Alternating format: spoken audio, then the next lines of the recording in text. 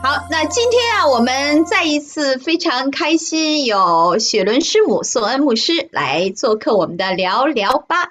那其实呢，凯传特别想这个替这些观众朋友们、听众朋友们，谢谢你们。你们两个特别愿意敞开自己家庭生活的那些小矛盾的那个窗口，让我们也在外面看一看。哦，原来牧师和师母也吵架。原来牧师和师母还会因为一些小事儿互相的这个计较或者出现猜疑，对这个对方什么是不是你的钱没有给我呀？或者说这个撞坏了东西呀？到底是谁的问题呀？又或者说这个衣服为什么不好好的给我洗干净啊？等等等等，这些事你们也会吵架哈。所以我看到就说哦，原来你们都是普通人其实我们每个人在神里面都是普通人，都是罪人也都需要神的帮助更需要我们每一天在神里面长进。那当然，你们有了心得体会，也愿意拿出来跟我们分享，那我们觉得特别开心啊。其中呢，就是在我们吵架的时候，我们觉得最愿意拿起来的一面大旗，就是说这都是你的错哈。说到底双方都是会拉起一面大旗，就是跟对方来挑战，就是说都是你的错。那是不是在你们的生活中也有这个都是你的错这5个字在闪耀呢？今天我们就请宋恩牧师还有雪伦师母来聊一聊，好吗？坦白的跟我们讲。会耶，就是我们在遇到事情总是很容易嘛，对不对？怪给别人，推给别人，特轻松，对不对？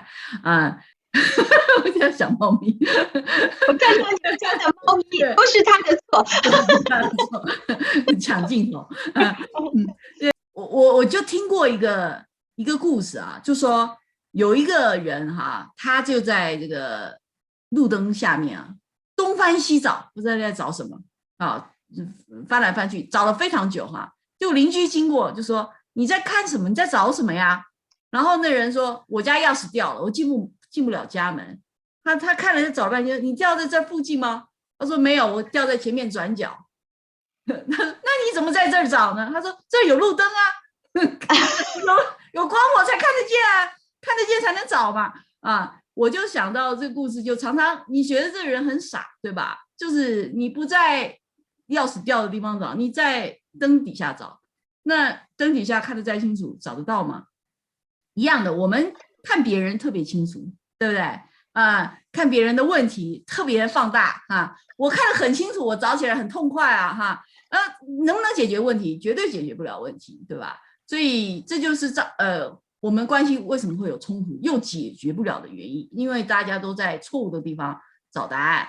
那我当然也遇过各种，我们自己也遇过别人在冲突的时候，就是哎呀，这是你的错，万一因为如果我做错了，那也是你害的，因为你错，所以让我觉得我有理，也我的犯错就显得有理了那真是如此吗？其实不行的。如果按照我们真是愿意要去解决，把关系放在前面，又不能卡在对错里面，对不对？就要去愿意面对就是黑暗的地方，就是我们不愿意去看的地方，也看不清楚的地方，但是要去找，因为那是问题的答案之所在嘛所以一方面要请圣灵的光照，有时候我们自己靠自己能力做不到，但起码我们要认识到说，我生气，我情绪不好，我各样的对不对委屈，全是对方的责任吗？不一定，不见得是因为就像刚刚凯传讲，一个巴掌绝对拍不响，一个巴掌拍不响，是记得另外是2个铜板才能响叮当嘛，一个铜板对对对对，没有2个人发生不了冲突，一个人不能对自己生气，对吧？所以绝对各自都有责任那你去计较别人的责任这个姿态的时候就错误了，就姿态就不对了，就没有办法去到这个能够解决问题或是维护关系的这个轨道里面。那怎么样把姿态摆回来？就是咱们不要管别人错不错，他要自己检讨，他跟神。那我先管我自己的责任是什么，对吧？这就需要安静需要跟神来联系，这个跟我们跟神的关系也有很大的，很需要我们跟神的关系做这个根基来，也很需要谦卑的心。对，我就觉得我肯定没错，对不对？我绝对是对的哈。那